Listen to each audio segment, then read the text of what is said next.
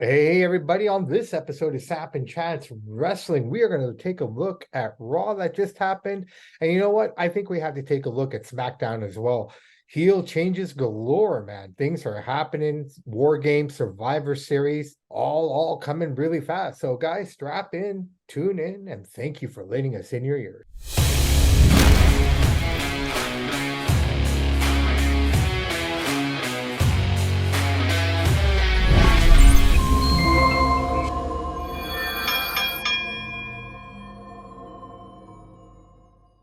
Hey, everybody, welcome back to another episode of SAMP&CHANCE. I'm your host, Mr. Sampson, joined as always by my man with the master plan, Mr. Chance Michaels. Chance, how are you, buddy? I'm doing pretty good. Yourself? Can't complain, man. AC/DC Atlanta Braves in full effect. Yep. Were you happy with the outcome of the World Series? Well, my team that I liked didn't win, but I'm glad Bruce Bochy got it. My team is out, so good for them. Yeah, I'm happy with it. I'm glad Texas won. Fair enough, fair enough. Yeah. Probably not the matchup that the MLB wanted, but hey, what are you going to do? It's not the one they want to know. They don't want Arizona in there. Texas is a big market, but not Arizona. Yeah. All right, brother man. Well, we got the formalities out of the way. The weather's starting to get crisp, and that means that we're getting close to Survivor Series. Survivor Series a week from this Saturday, man. Can you believe it? It's like, yeah. First thing I'm gonna ask you though, they've involved war games into this, so you're probably gonna get the men's and the women's war games in the Survivor Series. Do you think it should be there? Do you think it could carry its own as its own pay-per-view, which it They're has just in adding, the past? they're just adding little sizzle of a steak, nod to WCW. That's all it is. Add something different. They've done have they done this a few times before? Haven't they done war games here before at Survivor Series? Haven't they? Or they've done it No, separate? no. They've never had a war games here. They've never had They've a done pay. war games before. Not here. Oh yeah, they've done it many times on NXT. They've done war games and stuff. No. Oh, I thought you were asking me if they've done it here in our town. No, they've No, never no. I done it mean, here. I mean Yeah. WWE. No, they brought Yeah. it back, but But they kind yeah. of predominantly kept it as an NXT pay-per-view. Like it's a Mm-hmm. standalone kind of show on its own, right? It's kind of like, I mean, you could have the Elimination Chamber on a different show, but it just feels like when these structures are involved, they're better off just having their own show and built around it. That's I what think I it's something different. It adds to it. Why not? Fair enough. Are you okay with the format of the Survivor Series then? Or Yeah. would you rather have seen brand versus brand? Nah, nobody cares. Nobody cares about brand versus brand. It's fine. Put good guys and good girls on teams and have a good match. I don't think it matters brand versus brand anymore. It's kind of faded out. Mhm. That's how I All right. see it. So speaking of brands, man, why don't we just get right into it? Yeah. I don't think we need to go through all of SmackDown, but there are a couple significant things that happened on that show, which I guess we kind of foresaw happening. One kind of suddenly, the other one, you can see the story building up here. So the first one, let's talk about Santos Escobar turning on Ray.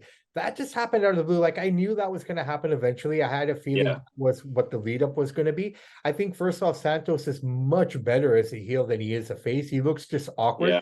He's going to have He looks like Randy Orton as a face. You know what I mean? Like just Orton is just a better heel than he would ever be a face. And I think the only reason Orton worked as a face is because Riddle carried most of it during that time. But Yeah. bad Randy is a good Randy, you know what I mean? And bad Santos is a better Santos. So far, yeah. But to Seems be that way. honest, they just came out of like it didn't come out of the blue, right? But I mean, for most people who aren't, fully inept or aware of how it's playing out, that was a quick turn. Thoughts? Yeah, it was fast. They got to do something, right? Are you going to see Logan versus Santos next, right? I think Ray's older now, right? Let the young guys go. So we weren't shocked that it was happening. What the average guy was, but let's see what happens. I mean, he looks good. He's a natural heel, like you said. He's not really a face, so hopefully he's getting a chance, an opportunity to run with. Let's see what he can do now. Grab Yeah. that brass ring, as Cesaro wasn't able to do. Well, it should be interesting to see what happens here because I mean, first off, you said him and Logan Paul, so it'd be kind of heel versus heel type of thing there, right? I mean, I guess so. Yeah, but I think before that happens, I think he needs to go through Carlito, who dropped the bomb. And you know what? That's something I didn't pay attention to or notice in the pay-per-view. I don't know if you did. I didn't realize that Santos had put the brass knuckles on the mat because they were on the ground before. So how did they get on the mat, right? You know what I mean? Yeah. He put him there. Yeah. Right, but it didn't click. It didn't click on me at that point. I think he's gonna have the thing with Carlito first, though. Maybe. Could be. I mean, where Carlito just comes out of nowhere. He was nowhere near the pay-per-view, nothing like that. And just to kind of come out on the Friday and drop that bomb, it just kind of like, all right, they're moving this one really, really fast. So it makes you Yeah. wonder what they got planned for Survivor Series with those guys, right?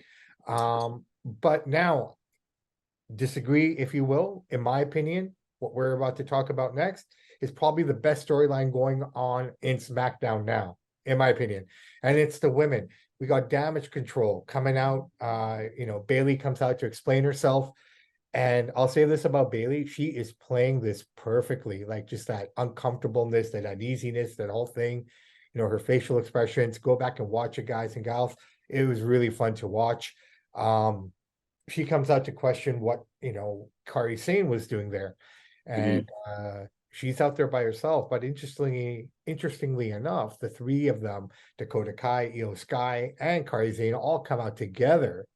They all get in the ring. Bailey asks, basically, why is she here? Don't you remember what happened to her last time she was here? And sure enough, it was Bailey who took her out in 2020. Yes, Kari was leaving the company. She retired basically.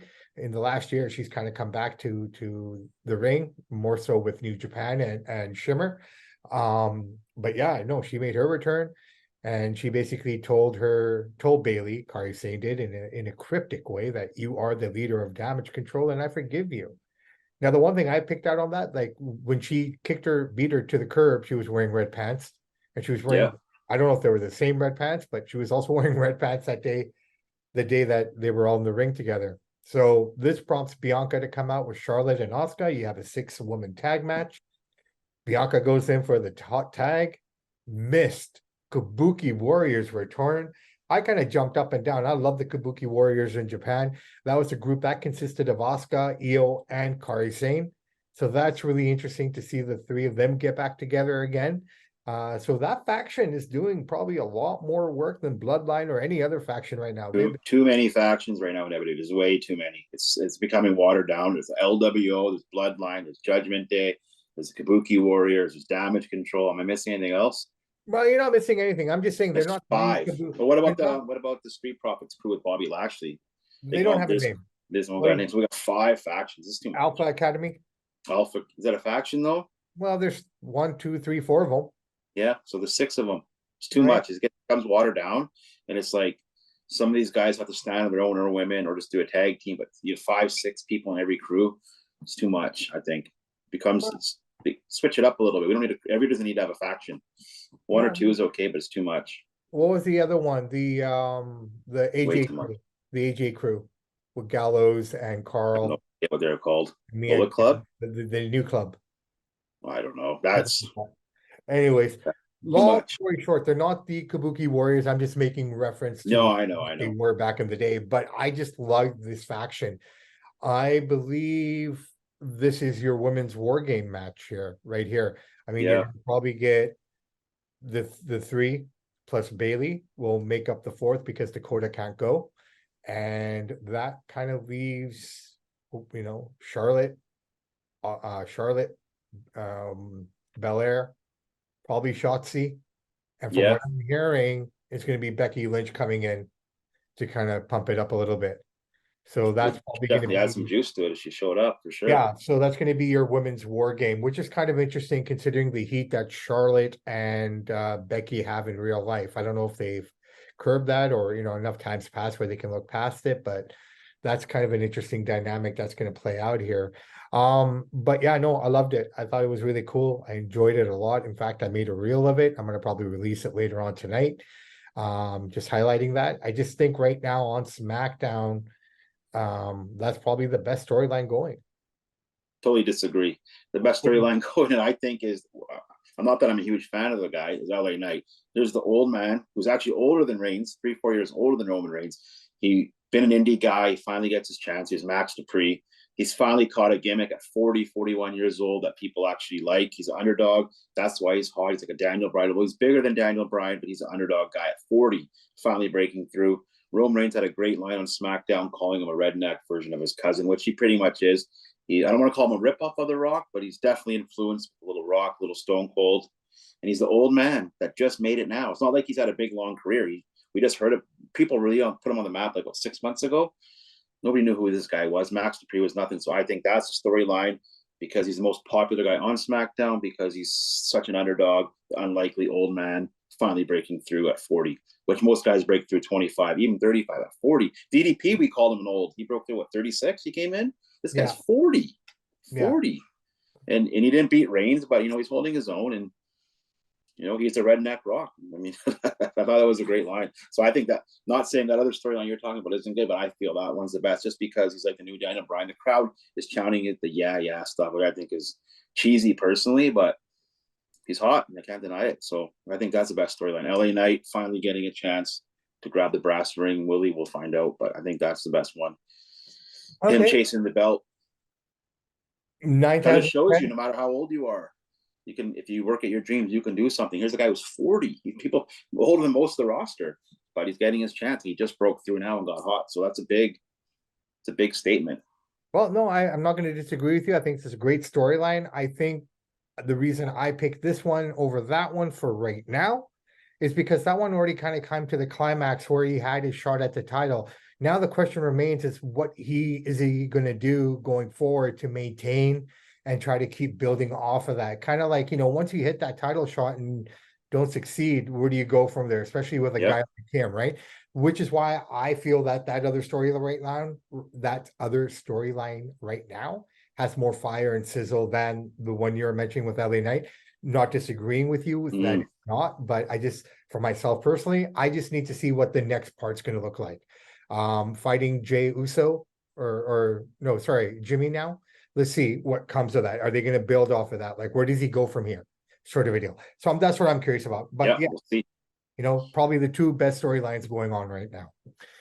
Monday Night Raw, we're building up to War Games over here as well. So the show, we'll just get right into it. Let's talk about it. They're in Washington, D.C. this week, and Cody comes out to start off the show, talks about the main event that's happening tonight between him and the Judgment Day and Jey Uso for the tag team titles. Then it goes into War Games, starts talking about War Games and what that means. Yep. And each guy comes out, Jay comes out, Sammy comes out, and then Seth comes out. And that kind of basically, they kind of have a little chitter chatter going back and forth over there. That brings up the Judgment Day. Judgment Day comes out and they start running each guy down individually. For example, they talk about, how Sammy is the guy who's always there but can't get the job done. They talk about Cody can beat anybody inside the ring and outside of the ring, but still has no title to show for it. Then they go on to Jey Uso, the guy who's basically, screwed every single guy in that ring at some point in the last year. Not even in this calendar year, he screwed these guys all over at some point. And then they talk about Seth, like, just like, what are you doing, sort of a deal. So they just kind of go back and forth. Sammy comes on the mic saying, I see what you guys are trying to do, trying to turn us all against each other. That brings in Seth, who says, enough is enough. Let's have a fight. You're dressed, I'm dressed, referring to Sammy. Those two guys are dressed. So let's get it on. So that goes right into the first match of the night, which would be Seth Rollins and hold on, let me just get my notes up here. So basically you get Seth Rollins, Sami Zayn versus JD McDonough and Dominic Mysterio. Pretty standard tag team match. I like what Dominic is doing. He's getting better and better every week, man. I'd say what you may about him. When I will look at him and JD McDonough, like I just find it hard to take wrestling serious sometimes. Like, I'm not talking about their size. It's just like these guys just, to me, look like NXT guys.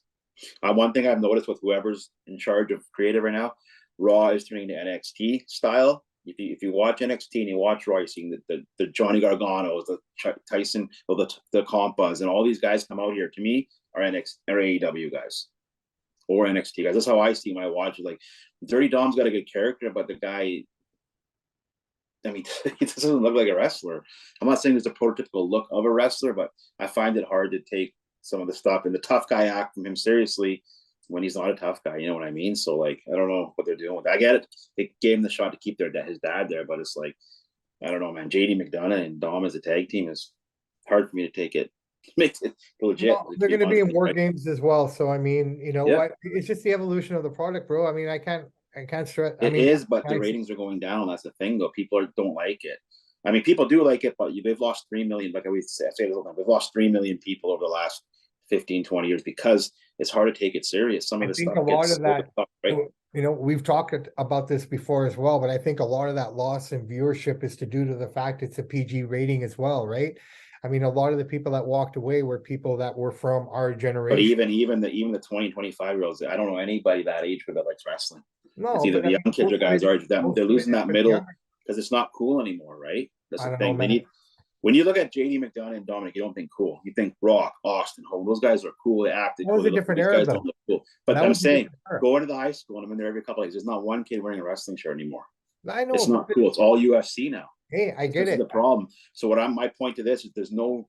I know wrestling is a work, but there's no sense of realism. And like when you see Shawn Michaels and Bret Hart go out, you could feel the realism, you could feel the tension. When you look at JD McDonough and Dom, you don't feel the realism, and that's why people tune it out.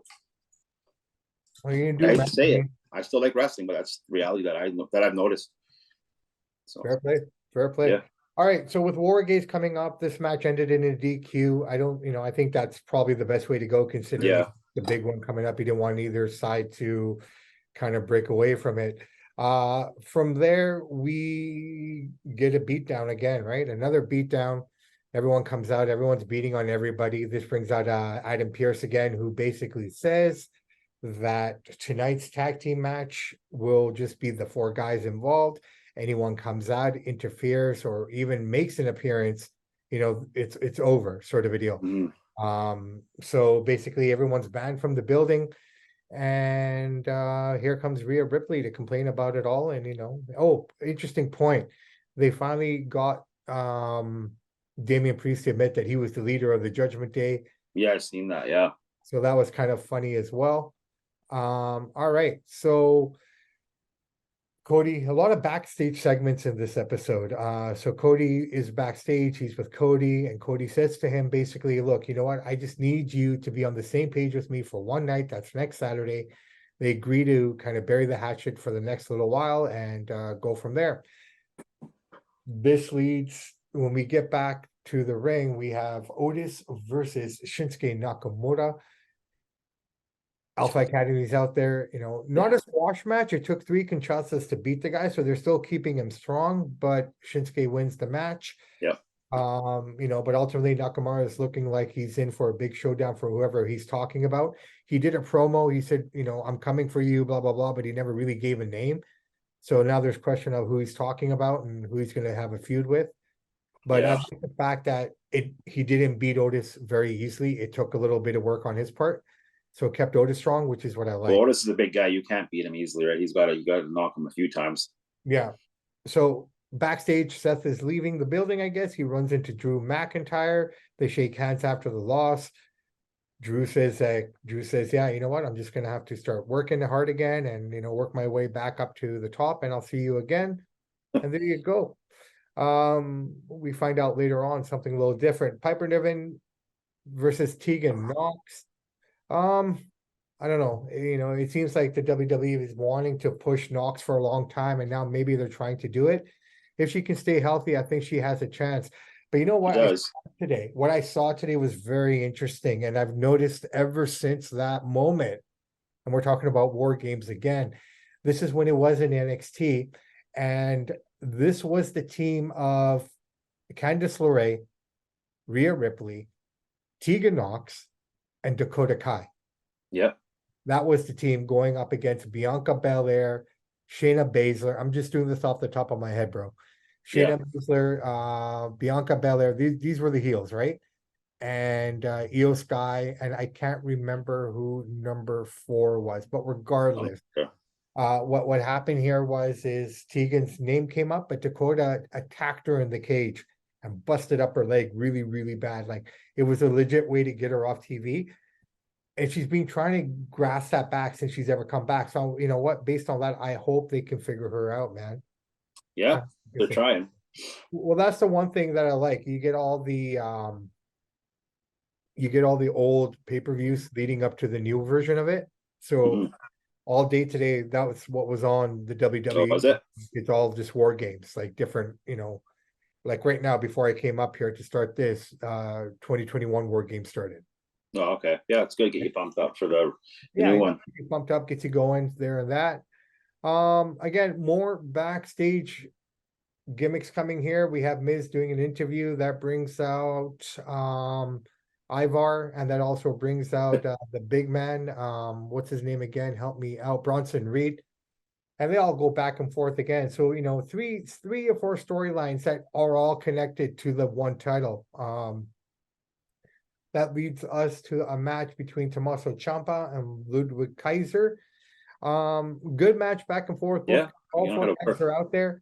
Unfortunately, Giovanni gets sent to the back, and you think, okay, fair enough, here we go. But Giovanni sneaks back, helps out Ludwig, gets him the win, and Kaiser wins. That's 0-2 for DUI since they've reunited. Yeah, This leads me to believe we're probably going to see Tommaso Ciampa turn on Johnny Gargano at some point, like he did last time when things got frustrating. Tommaso is one of those other guys who's better as a heel than a face.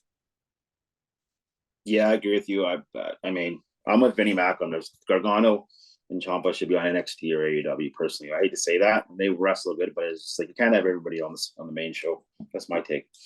Fair enough. All right, next match. Zia Lee up against Indy Hartwell, who is coming in to fight for the honor of her friend Candice LeRae, who got a head kick and concussion from Zia Lee, sorry. Yep. Straightforward match. Indy just took the worst of it. Here's another girl in Zia Lee that's just been grinding and grinding and grinding, and finally she's getting her opportunity. Yeah. Uh, I hope, and they're putting her with the man, so let's see what kind of rub she can get off of that. No, Yeah. but you know what? Zaya's been in with the company for a while, right? And I mean, down at NXT for a long time. And I'm glad that they're finally giving her a shot. I mean, this girl is pretty tough, man. And she does Yeah. have She's a earned it. legit See what she can do. martial arts background with her. So, Yeah. she's patiently playing the game, patiently waiting her role. And, sometimes if that's what they're looking for, to give you a shot to see how long you're willing to wait, well, then this girl's definitely won her right to compete. Yeah. Uh, Straight up match, but a different type of head kick this time to kind of show her repertoires of different moves and stuff. This brings out Becky Lynch.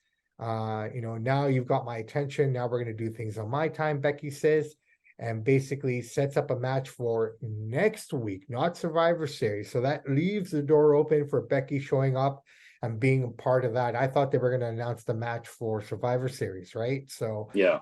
because I mean, outside of that, who else would on the SmackDown roster would you put with the other three, right? I mean, it has to be Becky if you want Yeah. something Got to consistent, put a star out there. right? So, and Becky's earned it, man. Good for her. Let's Oh hopefully she's yeah. in that spot. All right. Gunther comes up to the Miz backstage and says it's time for the beating. Miz tells Gunther to watch his match tonight and see what he can do at Survivor Series. Gunther is learning the difference between being the longest reigning champion and the greatest champion of all time, which the Miz believes he is because he's held the title 8 times. Yeah. So here we go. Zoe Stark winning the battle royal is shown. Shayna Baszler praises Stark backstage once again. Yeah. As Raquel Rodriguez, Nia Jax comes to mock them all, but Rodriguez challenges her for a fight. Maybe next week. Ivar versus the Miz. Valhalla is here with Ivar. This basically comes with a bunch of yes kicks at the end, but Ivar counters a Super Skull crushing finale into a World Strongest Slam for 2.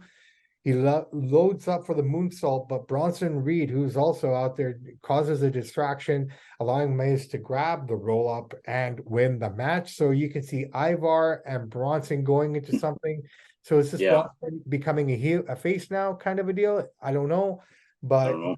I remember Bronson was a pretty good face down in NXT, so it might be interesting to see how it could translate up here, because I don't think you're going to put the Viking Raiders as faces right now. I don't see how you can get No. behind a woman with a bunch of black paint on her head. It's good to see two big guys like Bronson Reed and Ivar going at it. It's nice to They see the can big both man move. wrestle. What's And they that? can both move, They man. can both move. It's nice to see How big many men once in a while. how many big men can you see do a moonsault like that? Both of these guys are flyers. That's the Not funny many. part. Yeah, Both not of many. these Yeah, they're guys. both good athletes. Yeah. All right. So because of this show in particular being very backstage heavy, man, the more I talk about, the more I realize how backstage heavy the show was. Yeah, it was. We basically get into another shot here. So before this, there was a shot of the Judgment Day all together. Just playing down the fact that Damian Priest had said that he was the leader, and he said it was the heat of the moment. The conversation of JD comes up, and Rhea says, "Okay, I got to go do something." And then they talk about it, and Damian says, "You know what? I'll go do it." So this leads to this moment. Damien says, I wasn't really sure about you. I wasn't sure about any of this, but this and that. But you know what? Over time, you've shown us, everything we needed to see. And welcome to the Judgment Day. So JD McDonough is now an official member of your favorite crew, the Judgment The Day. crew from East Vancouver. You catch them in I live in East Van, bro. Bro, I live in East Van. I've been driving, and I talking don't see. downtown Hastings, East Van. Oh, that side of East Town. Oh, Yeah, yeah. so people forget Hastings is a beautiful street. There's that little section, right? And it's like I've never You know seen a crew what? I can Hastings actually, before. I will do this in the next time I'm in that area, which I am quite often. Not the dirty part, obviously, but what I'm saying is, I'm gonna go there, and there's a legitimate train track that runs right across Hastings.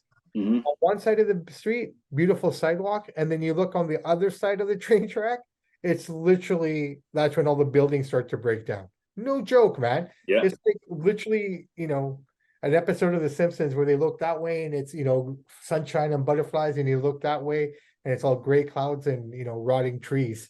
yeah, I'm gonna take that picture. I'll send it to you. You got to see it. It's actually pretty cool. So yeah. anyway, Sounds good. JD's now an official member of the Judgment Day. Another backstage segment, which is kind of interesting. I want to bring this one up only for the fact that it involves Kaiser and the gang. Yeah, Imperium. Oh, that's another faction right there. another one. Yeah, 7. We got 7. This is Okay. crazy. So Imperium's backstage. Gunther's back there with Giovanni and Ludwig Kaiser, and Gunther's like, "I'm really proud of you. What you did tonight, really shows me something." Blah blah blah. And you got Ludwig taking off his tape and saying, "Yeah, it was a hard fought battle." And Gunther looks and goes, "I'm not talking to you, I'm talking to him, the guy who usually takes most of the shit, right?" Yeah, He's happy with Giovanni's work, and I don't think that Kaiser was very happy about any of that. So that's where no, it that. didn't seem to be. Well, they're kind of stirring pots in all different directions here, eh? So maybe your wish of all these factions breaking up might happen sooner than not. And A few factions is good, but holy cow, this is a ton. well, there you go, man. Tag team titles are on the line. Judgment Day versus Cody Rhodes and Jey Uso. Straightforward match, back and forth action. Very close moment there where they got the 1-day Cody cutter, whatever they want to call that, for 2. Now, here's my thing. Why would Cody leave the ring from one side, even though he knows that Damien's sitting on the other side? I get it, to get the breakup for the count, but man, you could have totally won the titles if you just gone the other way. But it wasn't meant to be, because remember, none of the guys from either side is allowed to be out at ringside, right?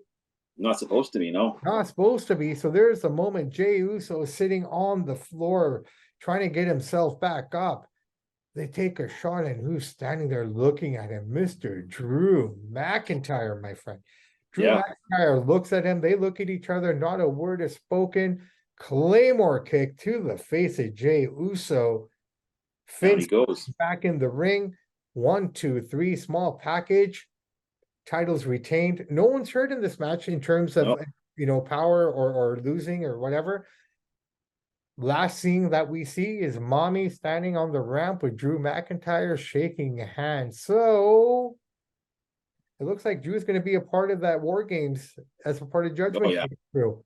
Which Yeah. leads us now. Who do you think number 5 is going to be for the other guys? I have a feeling it might be a returning Randy Orton. Thoughts? Maybe, could be. They got to give him somebody with some name recognition, Ooh. especially if Drew's joining. I don't know.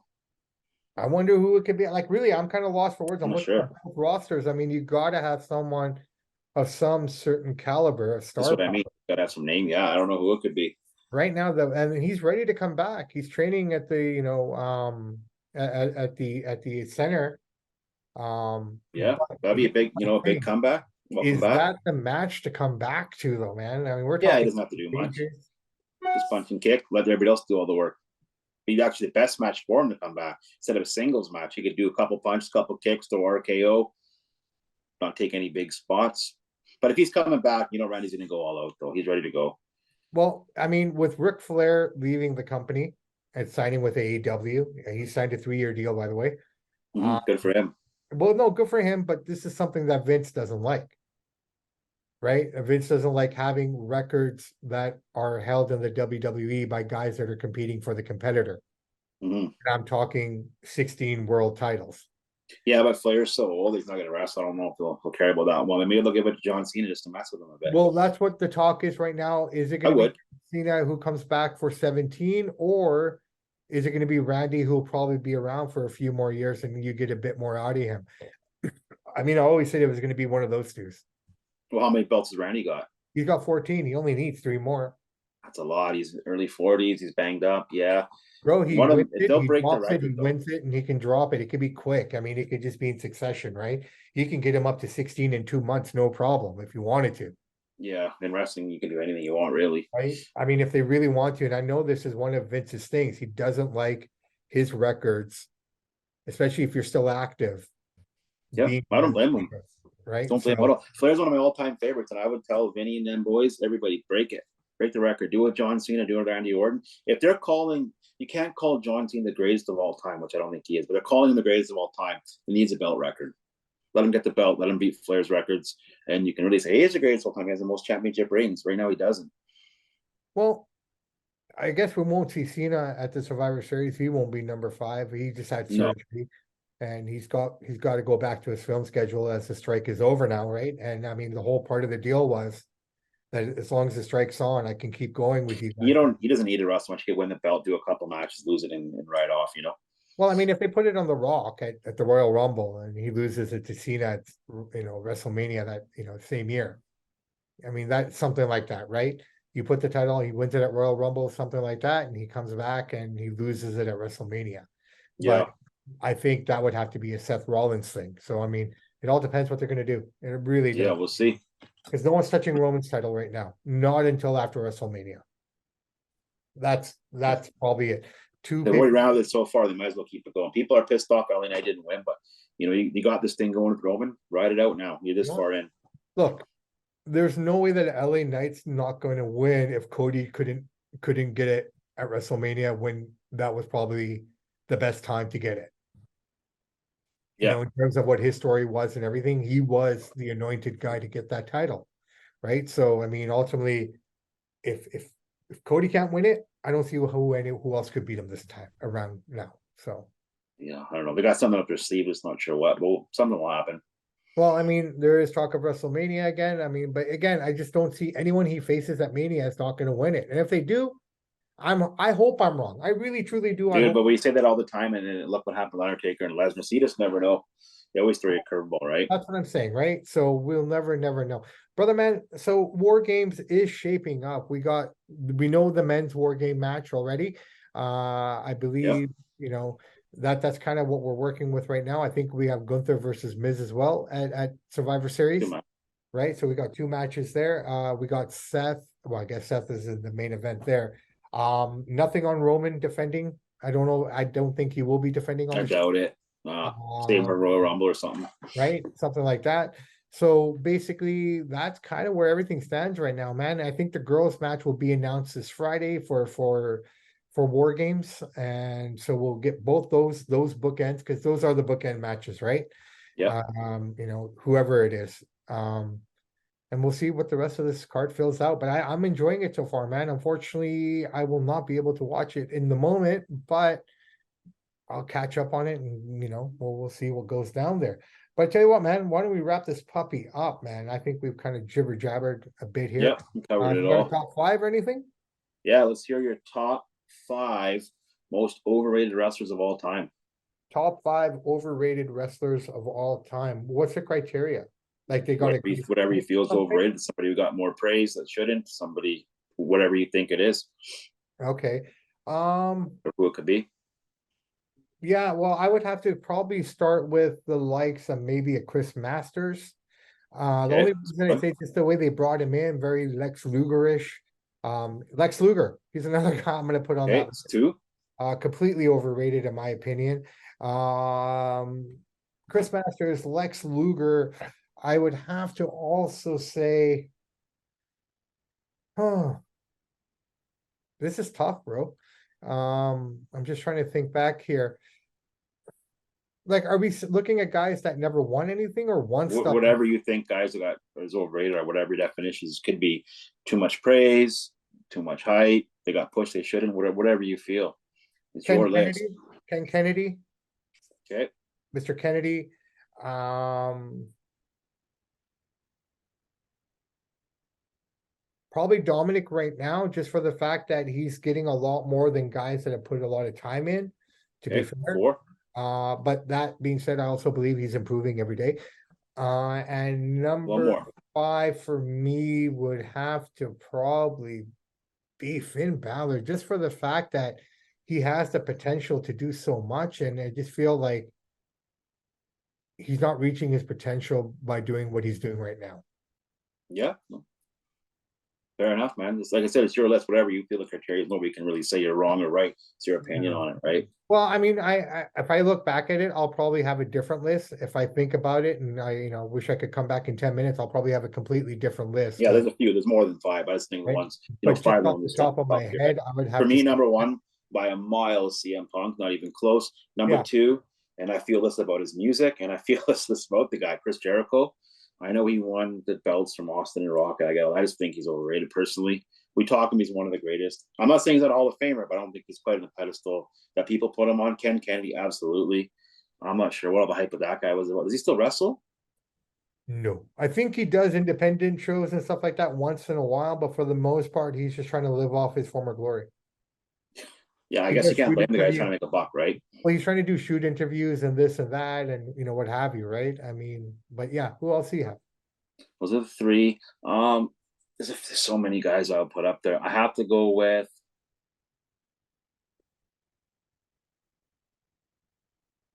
It's tough, man. I mean, yeah, Chris Masters. I won't throw Luger in there because I think he had somewhat of a decent career, but you are right, he was overhyped. Chris Masters, number four.